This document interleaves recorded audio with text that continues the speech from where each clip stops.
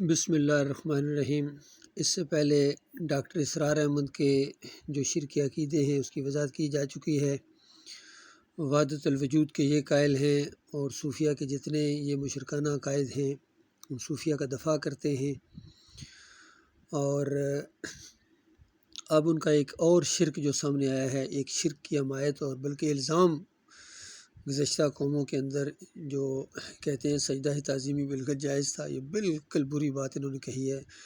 بلکہ نبی علیہ السلام نے تو لعنت بھیجی ہے پچھلی قوموں کے اوپر، لعن اللہ الیہود والنصارى اتخذوا قبور الانبیاء والصالحین مساجدہ۔ اللہ کی لعنت یہود و نصارہ کے اوپر، انہوں نے اپنی انبیاء کی قبروں کو سجدہ گاہ بنا لیا تھا۔ تو انبیاء اور صلحاء کی قبروں کو جب سجدہ کریں گے تو ان کے اندر جو ڈیڈ باڈیز ہیں انہی کی وجہ سے کریں گے نا، تو ان کی زندگی میں سجدہ کیسے جائز ہو سکتا ہے، یا اس پچھلی امتوں میں وہ شرک کیسے جائز ہو سکتا ہے؟ ذرا اپنے کانوں سے سنیے اور آنکھوں سے دیکھیے۔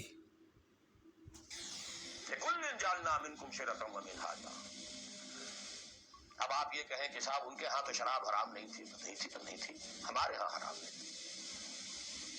سابقہ شریعتوں میں سجدہ تعظیمی حلال تھا، کسی کے سامنے جھک جانا ہمارے لیے حرام کر دی گئی ہے۔ شریعت اب محمد کی ہے صلی اللہ علیہ وسلم، مصطفیٰ برسال۔ یہ بالکل انہوں نے جھوٹ بولا ہے اور الزام لگایا ہے۔ پچھلی شریعتوں میں یہ سجدہ تعظیمی کہتے ہیں جائز تھا، یہ بالکل انہوں نے جھوٹ بولا ہے۔ اور خاص کر جو سورہ یوسف کے اندر کچھ مفسرین نے اس طریقے سے تشریح کرنے کی کوشش کی ہے کہ پورے خاندان نے یوسف علیہ السلام کو سجدہ تعظیمی کیا، یہ بالکل قرآن کا انکار ہے، قرآن کی تعریف ہے۔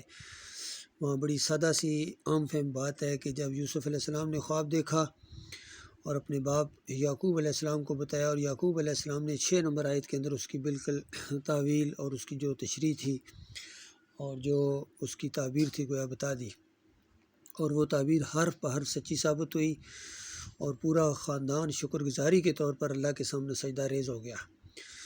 یہ امام بخاری بھی اسی انداز سے لائے ہیں، اور خاص کر اس دور کے اندر ڈاکٹر مسعود الدین عثمانی رحمۃ اللہ علیہ نے اس کی یہی تشریح کی ہے، اور پھر فتویٰ لگایا ڈاکٹر صاحب نے، ڈاکٹر عثمانی رحمۃ اللہ علیہ نے فتویٰ لگایا ہے کہ جن کا ایمان عقیدہ خراب ہوتا ہے وہ اس طرح تشریح کرتے ہیں کہ یوسف علیہ السلام کو سجدہ ہوا، سجدہ تعظیمی۔